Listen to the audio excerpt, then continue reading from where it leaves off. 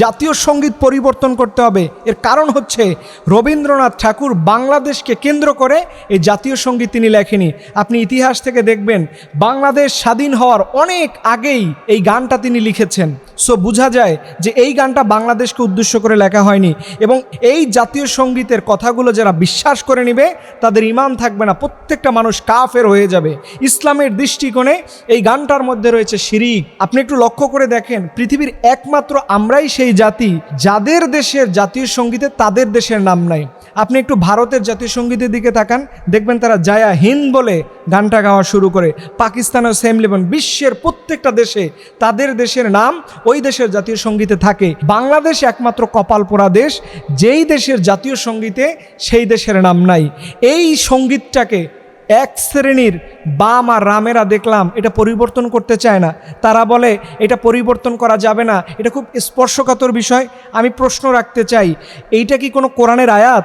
এটা কি কোনো হাদিস যেটা পরিবর্তন করা যাবে না?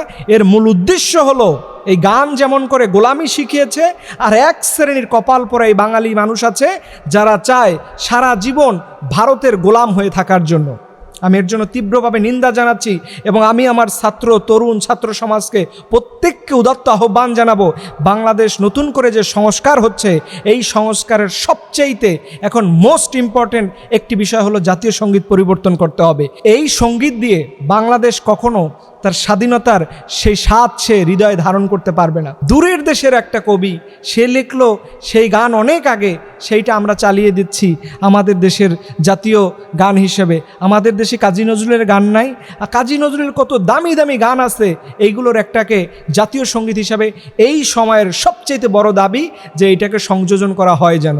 এবং আপনারা দেখেন, যে কথা বললাম শিরিক, এটা বিশ্বাস করলে ঈমান থাকবে না। এই জাতীয় সঙ্গীতের প্রতি যারাই বিশ্বাস এবং আস্থা এবং সঠিকভাবে এটাকে মেনে নিবে তাদের ঈমান থাকবে না। কিভাবে? আপনি যদি লক্ষ্য করে দেখেন, এর কয়েকটা লাইন আছে যেগুলো কোরআন এবং হাদিসের বিপরীত অর্থ দাঁড় করে, আর যেটা কোরআন এবং হাদিসের অ্যাগেনস্টে গিয়ে অর্থ দাঁড় করাবে সেটার প্রতি যদি আপনি শ্রদ্ধাশীল হন, ভালোবাসা দেখান, মেনে নেন, তখন আপনার ঈমান থাকবে না, আপনি কাফের হয়ে যাবেন, আপনি শিরকের অন্তর্ভুক্ত হয়ে যাবেন।